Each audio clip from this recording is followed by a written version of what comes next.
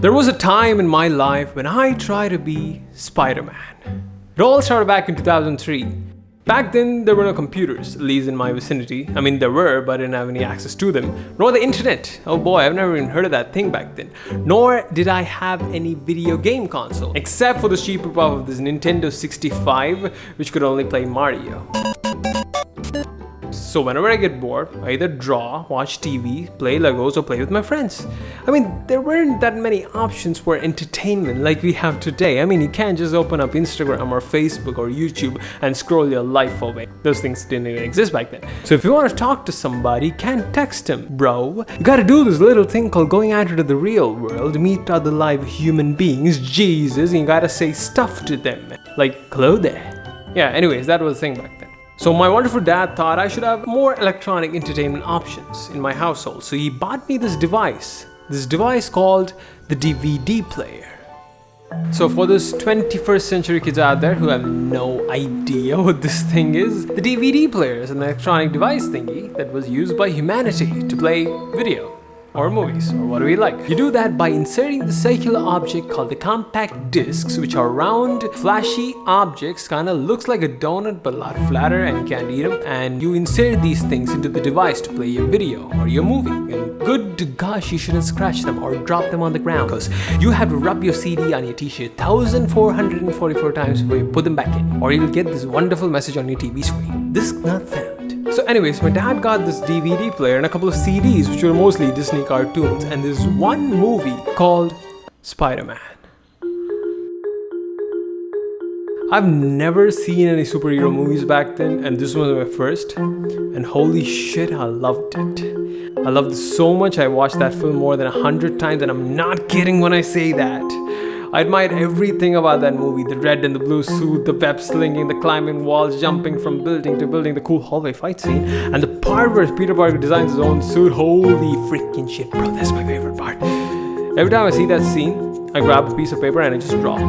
But the thing was, it wasn't enough for me to just draw what I see on screen. I had to do something more, be something more. I had to be Spider-Man. This was the biggest project of my life, to be Spider-Man. And I can't do this alone. I need help. So I called my friend G. G is pretty much like me. He draws and he loves superheroes. He was a big fan of Superman, and like me, he had his own Superman project going on the side. He even showed up to our place once wearing a red cape and an underwear on the outside. I thought it was totally cool. The plan was simple. Find a radioactive spider and make it bite me, and hope I turn to Spider-Man the next morning. Yeah, it was very simple. And there was a cave near my house. It's not like a real cave, it's like a man-made cave intended for show. But nevertheless, there were lots of spiders in them. Every day after school, me and G would go there looking for spiders. Hopefully radioactive. There were lots of spiders in that cave. Big ones, small ones, tiny ones, all kinds of spiders. We would catch that, put them on our hand, and wait for it to bite us. Usually that doesn't happen because those things just walks away. Like, they're too cool to bite us. They don't even care us about being Spider-Man, those selfish spiders. In the meantime, I started to practice my Spidey skills, such as jumping up and down the wall, trying to stick onto walls. That did not go well, or trying to stick onto walls using glue. That didn't work well either.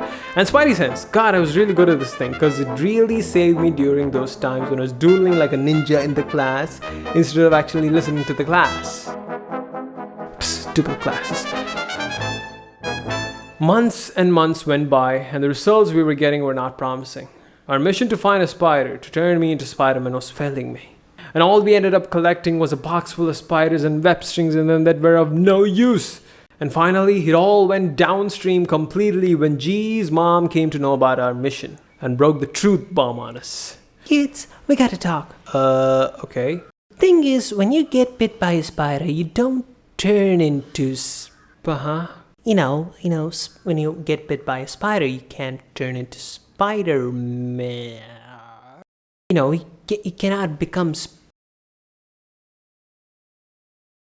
You know those web things are made of spider saliva, right? Say what? Yes, spiders. It comes out of their mouth, hence their saliva. Spider saliva. It's made out of spider saliva? Yeah. Ew, jeez, God, F Spider-Man. I don't want to be Spider-Man made out of saliva, jeez. And there it all ended. My dreams to become Spider-Man. Years went by with my unfulfilled dream to become a superhero. But I never stopped watching superhero movies, because I kind of liked them. Those characters, even though they failed from time and time again, like me, they had one thing. They kept trying. And that's when I knew that's all I'll ever have. A chance to try. I am Iron Man.